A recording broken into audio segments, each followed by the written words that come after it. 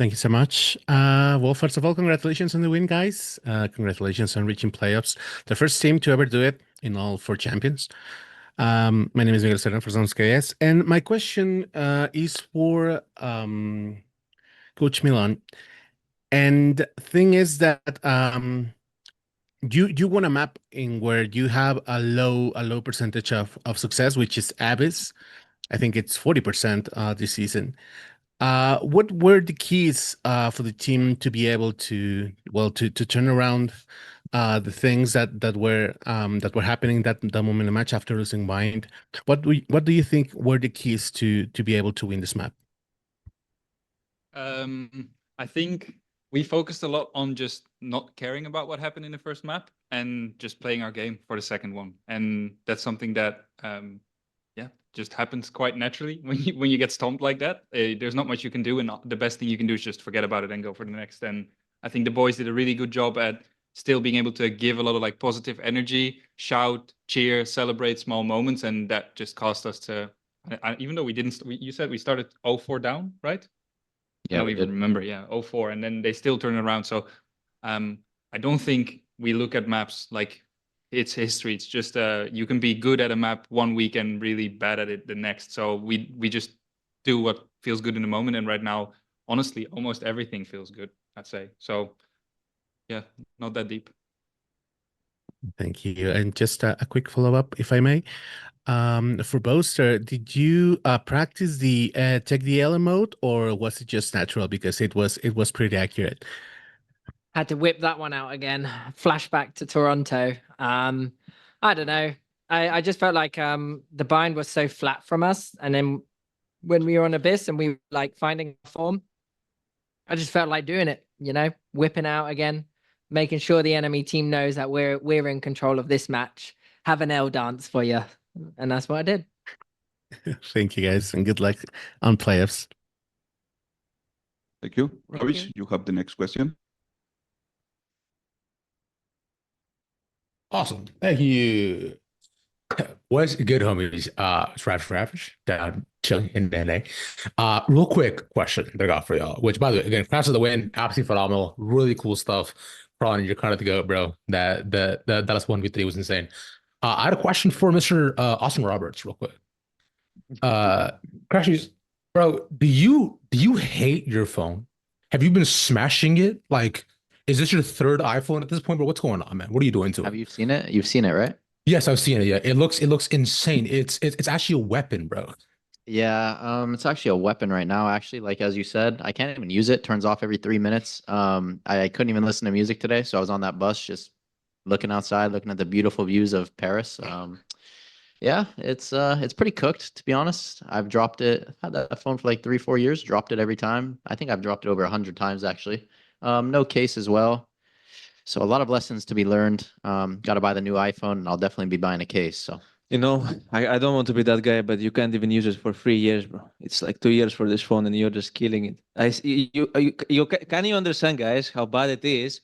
This guy, before he went to the fix thing, like he had 2 white lights on his phone screen. It was literally flashlights on his screen all the time turned on, bro. Promise me next year when you'll buy your phone, you will never drop it. yes, sir, the GOAT Kron. Yes, sir. I'm sorry, sir. If any phone sponsors want to sponsor Fnatic, let us know. We have 2 experts here. That is We're true. in dire need of one. And if you would like to donate to the Crashies Fund, www.crashiesfund.com. Crash is crashing the phone. You don't need a fund, but you're good, man. But wait, do all of you have stable working phones without cracks? Yeah. Yeah. She's special. Very special. Yeah, you are special, Crashies. I agree, man. Thank Awesome. you, man. Thanks, guys. Appreciate it. GG's. I'm gonna. Thank you. Golden, you have the next question. Hello, can you hear me? Yes. Yes. Yeah. First of all, Golden from R2LG. First of all, Fnatic, congratulations on the winning. Congratulations on qualifying for playoffs. And I have a question for Crashies. So, now that the team is already qualified for playoffs, there's a small chance that the team face energy in the playoffs. So how do you feel about facing the old team that you had last year now with Fnatic?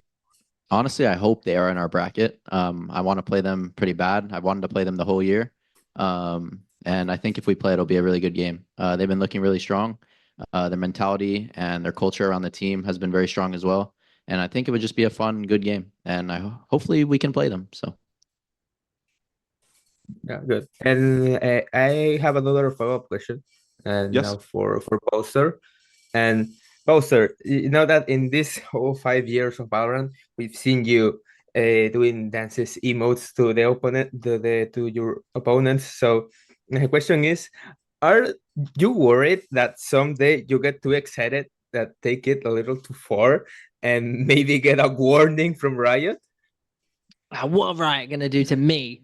No, no. I think most of the stuff I'm doing is harmless, and it's just fun, you know.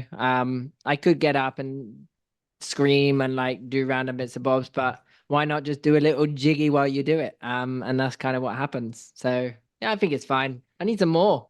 The only one I keep doing is the L dance. I need some other ones. Maybe do this one. We can look at some for Yeah, that's what we'll be doing. Yeah. This one when we win. We need to vote review some dances. Yeah, we do. He's been spamming the L1 too much. Yeah, L in the chat. Yeah, thank you so much, and good luck at Fnatic in your next game. Thank you. Now we have one question here in the room. Hello, I'm Adrian from The Spike. I was going to ask Alpha this, but I forgot in the interview. And I don't know if this was asked in previous press conferences before, but this is also open to the entire team. I mean, with Leo's retirement from, well, temporary or permanent retirement from Valorant, just wanted to ask if you guys had any like funny stories or anything that we might not know about Leo. I mean, Leo was overall, he was funny guy. I mean, from the outside, he was looking that serious and like not funny at all, but inside of the game, he was all the time funny. But I'm trying to think this story I can tell, but I think all the stories is really private that I can't say it here. Maybe Jake has it some. Funny stories. I mean, I like it when, because obviously we're a team of like multi languages. I do like it when like Kron screams in Russian, or like Leo would scream in like Swedish. And yeah, I guess I need Kayak to start whipping out some Polish at the enemy teams, because it is fun. And Alfie screams in Turkish is kind of fun. But I'd say Leo's one is not funny because he was obviously, it was stressful, but it was in Tokyo Masters Grand Final. We're 2-0 up on the map on Bind, and it's hot on that stage, and we're like losing quite hard, or we're on a comeback, and he's just like grabbing the water and just throwing it on his face like this. I mean, it's just crazy. But other than that, I'm trying to think what funny stuff he's done. I remember. The guy ain't funny, he's lying. No, I remember one story. I mean, when I tell like this, it's not gonna be probably funny, but we went to a restaurant like 2 years ago or something, and Leo likes eating. Leo likes eating, and when you give him like small meals, he will be getting killed.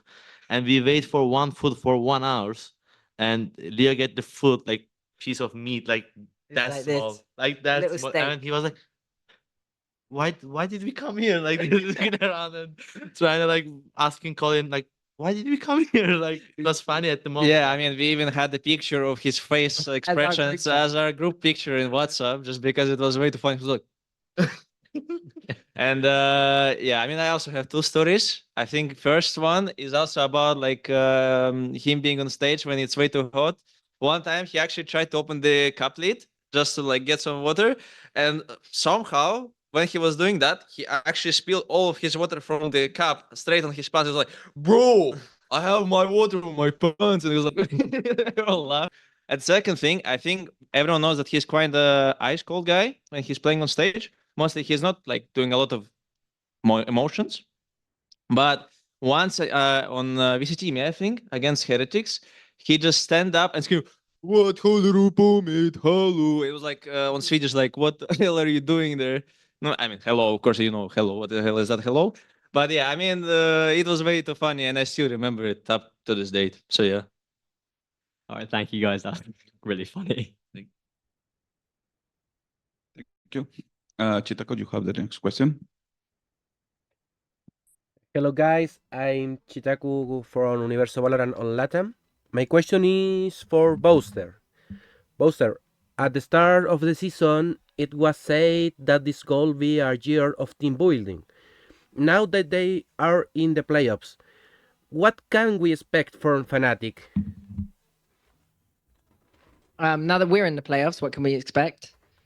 Hopefully cleaner games than that one. I'd say it was good that in this game against MIBR that they really tested us and gave us a win that wasn't easy. And we can learn from it and not keep our guard down. Because all these teams that are going into playoffs deserve to be there, and they're going to be hungry for that trophy just as the same as us. So I think we just have to take the time off that we need to reset. But then when we're back to work, we're taking each day with full kind of like efficiency, and like we need to make sure that we're ready for anything that the enemies throw at us. Because today we looked a little bit uncomfortable on all the maps really, but the maps are uncomfortable anyway. But I think we can really brush up and clean it up. We're not champions yet, but we're scaling, is what I've been saying to the. I really believe that. I think our vibes are good. Our individual skill is through the roof, especially, and we create opportunities for us, and that's all you need as an IGL. We need everyone. I need 4 players popping off, and right now all my 4 players are playing pretty well, so I'm pretty happy with that. But yeah. Okay, thank you so much, Thank you. and good luck in the playoffs. Thank you. Thank you. Pedro, you have the next question. Hey guys, can you hear me? Yes. I appreciate it. Pedro Romero, independent journalist. Likewise, congrats on the victory today, moving on to playoffs, all that good stuff. I want to send this question over to Boaster. Given what you said about the frustrations as to like the overall performance and the shakiness and having to deal with a very good MIBR squad, I want to know from your point of view, more specifically focusing on to map 1, what exactly just made it so difficult to start off on the right foot on that map specifically from your POV? So I was in the toilet, and I was just thinking about the game, map 1 especially, and thinking like what kind of went wrong just now, actually, just before this press conference. And I think with defense, we gave ourselves so many opportunities, especially with entries. Like we were finding good entries, especially at the start of the rounds. There was only one round where I feel like they truly owned us. And that was when they had like a lurk into showers eventually, and he got his timing, and they were 2 on B long as well. So we were a bit like all over the place. But I think it was essentially.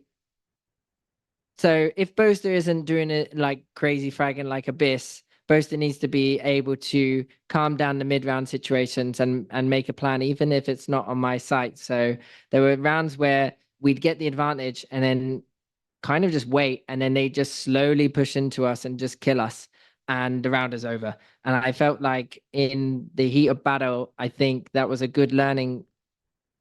It was a good learning experience. And also we just need to call something, do a plan together, and whatever the plan is, we do something together. And I think that's where I can come in more clutch if I'm not doing much on the fragging half, because I don't know, situations, I need to be able to make the impact somewhere else. And on that defense on bind, I think we could have really done a hard stomping had we had more plans that we could go with.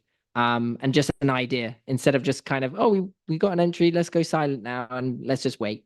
And that's kind of what happened. So attack side, they played really well. I think they were really aggressive, like too aggressive, doing some crazy stuff, but they were ahead. So I guess when you're like that, they were feeling it that game. They had something to prove. I thought we were confident going into this game, but I didn't know confidence until we played them. They were doing some crazy stuff, just going solo, people walking in. So yeah. It was good. It was a good game to learn from, because yeah.